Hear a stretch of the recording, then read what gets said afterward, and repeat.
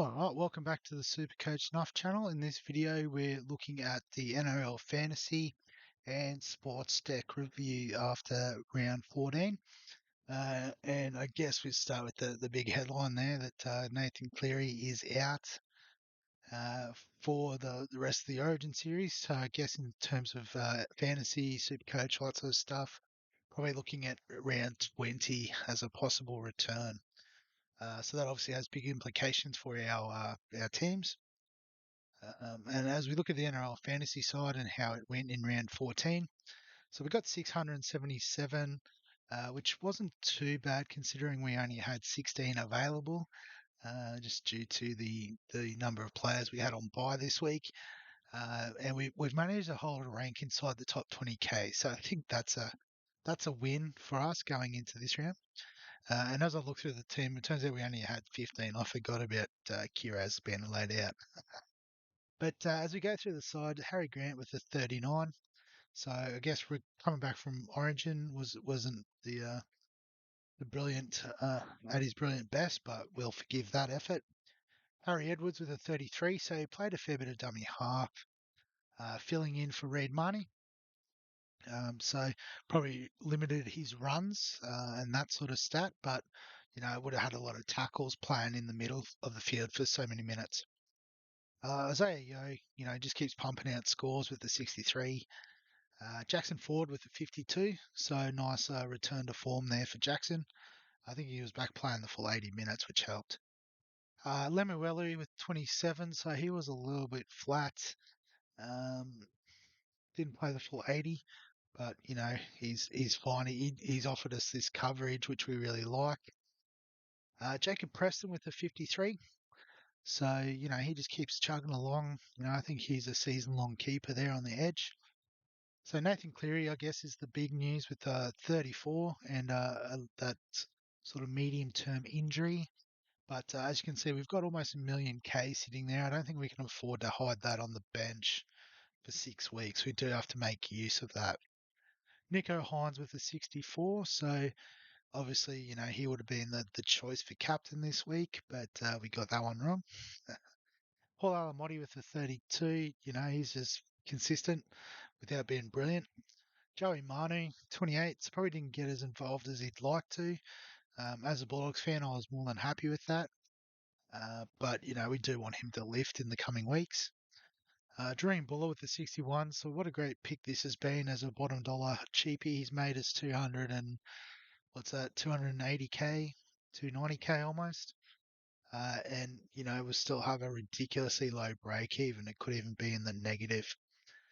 Jacob Kiraz was a late out, so obviously that trade in we should have updated, but I just completely forgot about it. It can happen. And CNK with a 39. So I know he turned up in Supercoach, but I guess a lot of that work rate and attacking stuff, or sorry, the work rate does equate. The attacking stuff doesn't necessarily equate into NRL fantasy. On the bench, we had Damien Cook with 51, Matt Burton with a 44, solid as ever. Now that Cleary is out of Origin, there's a chance that the player we picked up to cover him during those bye rounds might now not be available, which is a bit flat. And Cody Nikorima with a 57. So I haven't got him in any other team, so I haven't looked too closely at his stats, but that's massive for us. And, he'll keep making us some more money there in the halves position. So I guess how that impacts our team going into this week is we'll first of all start by trading Cleary off the field. Now we might try and reset this as our sort of, I guess, our top sort of squad. So if I bring Hopgood into the starting lineup, then Lemuelu will go there.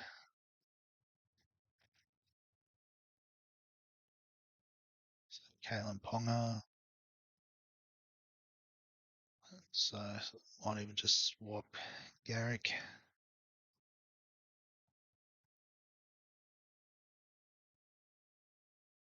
Just put him down.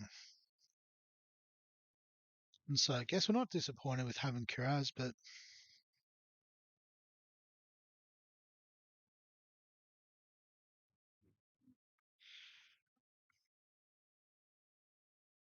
Oh, excuse me. Um, so if we have a look at what we've got available, this would be our sort of starting lineup, and we're probably short a gun in the middle. We've got Hopgood, Preston, Yo. They're three pretty solid players, and Hopgood obviously can flip either way. So I think ideally these two would become the feeder and Haas. So it doesn't help us with the buy rounds, but definitely helps us in every other round in between. Um, the other option, yeah, Big Tino's only available in the middle, so yeah, we don't save that much money on the trade. Um, but yeah, we might look at something like that. Um, what else? So obviously with Cleary out, I don't think these would be the worst halves combination to go through the year with. Um, yeah, obviously Dylan Brown's in a little bit of trouble. Yeah, so I mean it's probably not the worst to have those two. In terms of the centres, I can't even think of who the other sort of gun options are. Jack Bird's injured. He'd be the other one that's pretty consistent playing in the back row. Gagai's scored surprisingly well. Yeah, I think after that, I'm pretty happy with those two for the season. In terms of wing fullbacks, we've already got probably one too many if you got Garrick and Kiraz on the bench. But Buller's making lots of money and has supreme buy coverage. Ponga's going to make some money.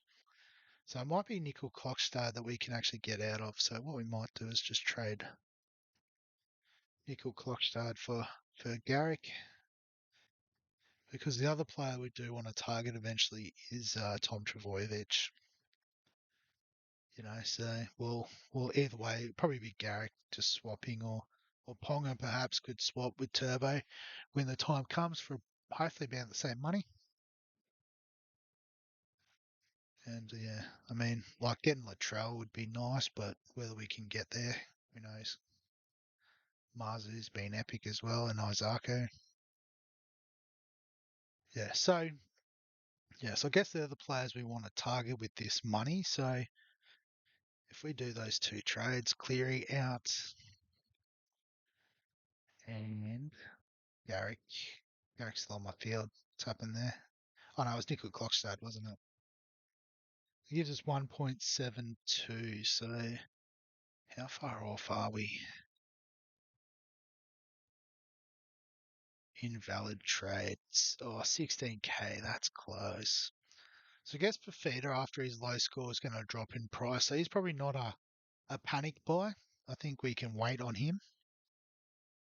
So, well, what if we just do Cleary to Haas?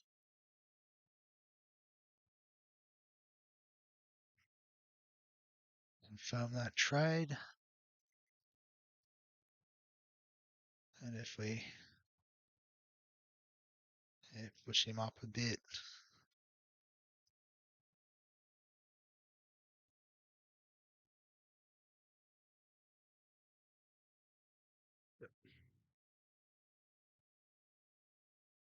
I get him into the starting sort of area and swap them.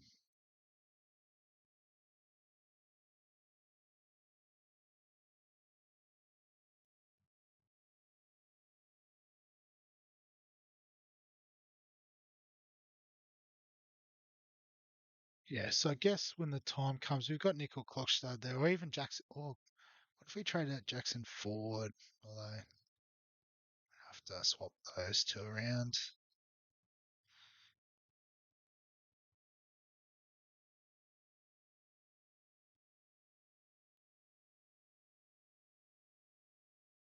I guess the problem with this is Jackson Ford would be the sort of player you'd like to have as cover. I think I'm just short 2k. It's a sign, don't dare the move. Yeah, so I guess we can sit on Nickel Klokstad for another week. That's fine. Just load him up there. So yeah, so he'll be on the bye next week. And I guess not bringing in Fafita then's not the smartest move either. Wait till after Origin. So I guess we haven't got that many trades. I'm acting like we've got a lot of trades to play with, but we really don't. So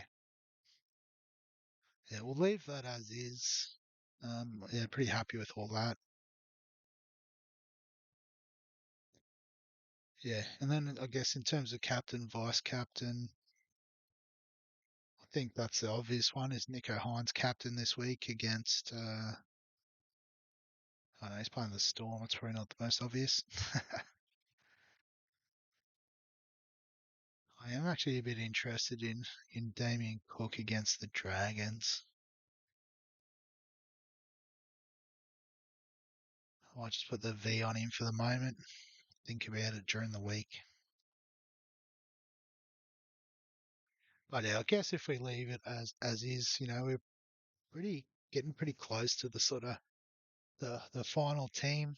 Got 7 trades left, and with that, we obviously got Tommy Turbo to come in, Dave Fafita, and then we might have to use a couple of trades to bring Cleary back in once he's available. Um, so yeah, so it's going to be pretty tight. Not leaving ourselves a lot of room for injury late in the season, but it's high risk, high reward sort of stuff. In terms of the Sportsdeck team, we should get through that too. So this week, 746, which was, a drop back outside the top 100, partly because, again, we didn't get a full 17. Did miss out because Marshall King was the laid out, which was something we overlooked, and we didn't have any cover on our bench. Did the Kiraz trade and didn't update it. But yeah, I guess players that we haven't already mentioned. Joe Tarpany with the 62, solid. Uh, they're all mentioned. Oluwapu with the 30. A lot of these guys appear in both teams. Azako with 89, so that's a awesome return for Dream Team. So great pickup, I think. Bona fide keeper. But in terms of the trades this week with Cleary out, I think we'll go with the trade that I'm loving across most of my teams, and that's Cleary out and Big Tino in. Gives us another 230,000 to spend. So just depending on how everything else goes, there could be an option to trade through here. But again, I have to have a look at the cheapies and excuse me, those sort of things. So we confirm that. Yeah. So I guess this does give us that flexibility through the forwards now. So, we can play these guys however we want. Still got Lemuelu stuck here, which is a bit of an issue, but we'll work through it. So swap Burton on there. Yeah, so definitely these guys. And then I've just got a Garrick's not trading. Cancel. So bring Garrick on for Alamotti. And then we just got to make a decision on our last reserve, whether it's Lemuelu, Edwards, or someone like a Ponga. Uh, and I don't know the answer to that just yet.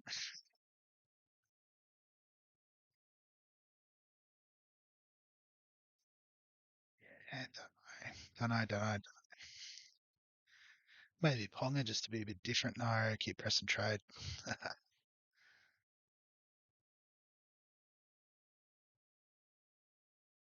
There we go. Ponga last reserve. Beautiful.